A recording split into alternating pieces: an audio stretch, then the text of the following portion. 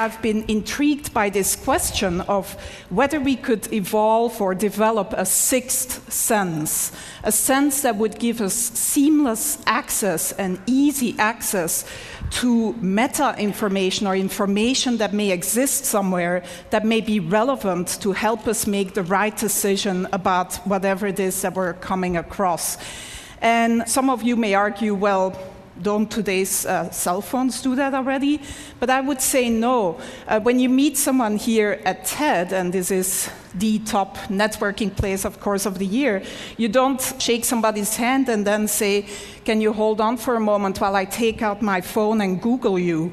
Or when you go to the supermarket and you're standing there in that huge aisle of different types of toilet papers, you don't take out your cell phone and open a browser and go to a website to try to decide which of these different toilet papers is the most ecologically responsible purchase to make.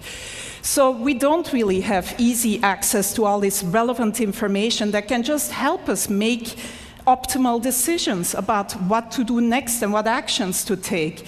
And so my research group at the Media Lab has been developing a series of inventions to give us access to this information in a sort of easy way without requiring that the user changes any of their behavior. And I'm here to unveil our latest effort and most successful effort so far, which is still very much a work in process. I'm actually wearing the device right now, and we've sort of cobbled it together with components that are off the shelf, and that, by the way, only cost $350 at this point in time. I'm wearing a camera, just a simple webcam, a portable battery-powered projection system with a little mirror. These components communicate to my cell phone in my pocket, which acts as the communication and computation device. And in the video here, we see my student Pranav Mistry, who's really the genius who's been implementing and designing this whole system.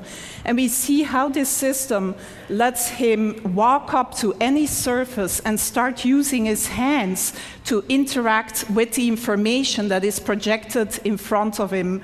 The system tracks the 4 significant fingers. In this case, he's wearing simple marker caps that you may recognize. But if you want a more stylish version, you could also paint your nails in different colors. And the camera basically tracks these 4 fingers and recognizes any gestures that he's making, so he can just go to, for example, a map of Long Beach, zoom in and out, etc. The system also recognizes iconic gestures, such as the take a picture gesture, and then takes a picture of whatever is in front of you. And when he then walks back to the Media Lab, he can just go up to any wall and project all the pictures that he's taken, sort through them and organize them and resize them, etc. Again, using all natural gestures. So some of you most likely were here 2 years ago and saw the demo by Jeff Hahn, or some of you may think, well, doesn't this look like the Microsoft Surface table? And yes, you also interact using natural gestures, both hands, etc. But the difference here is that you can use any surface. You can walk up to any surface, including your hand, if nothing else is available, and interact with this projected data. The device is completely portable and can be...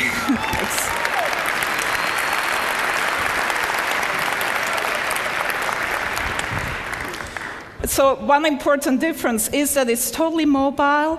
Another even more important difference is that in mass production, this would not cost more tomorrow than today's cell phones, and would actually not sort of be a bigger package and could look a lot more stylish than this version that I'm wearing around my neck.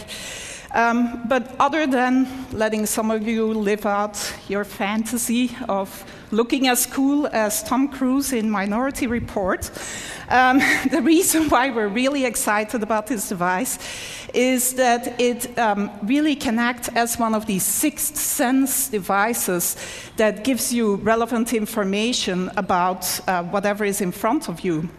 So we see Pranav here going into the supermarket, and he's shopping for some paper towels. And as he picks up a product, the system can recognize the product that he's picking up using either image recognition or marker technology and give him the green light or an orange light. He can ask for additional information.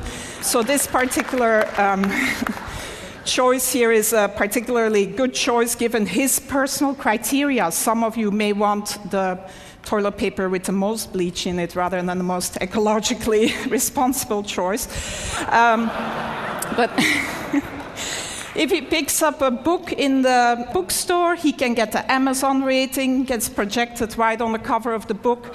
This is Juan's book, our previous speaker, which gets a great rating, by the way, at Amazon. And so Pranav turns the page of the book and can then see additional information about the book, reader comments, maybe sort of information by his favorite critic, etc. If he turns to a particular page, he finds an annotation by maybe an expert of a friend of ours that gives him a little bit of additional information about whatever is on that particular page. Reading the newspaper, it never has to be outdated. You can get video annotations of the events that you're reading about. You can get the latest sports scores, etc. This is a more controversial one. As you interact with someone at TED, maybe, you can see a word cloud of the tags, the words that are associated with that person in their blog and personal web pages. In this case, the student is interested in cameras, etc. On your way to the airport, if you pick up your boarding pass, it can tell you that your flight is delayed, that the gate has changed, etc. And if you need to know what the current time is, it's as simple as drawing a watch on your arm. So that's where we're at so far in developing this sixth sense that would give us seamless access to all this relevant information about the things that we may come across. My student, Pranav, who's really, like I said, the genius behind this.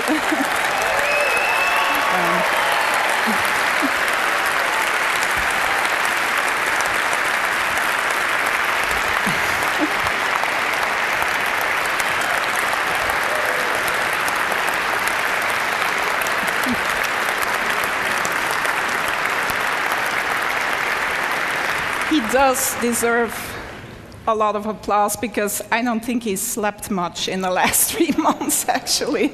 And his girlfriend is probably not very happy about him either.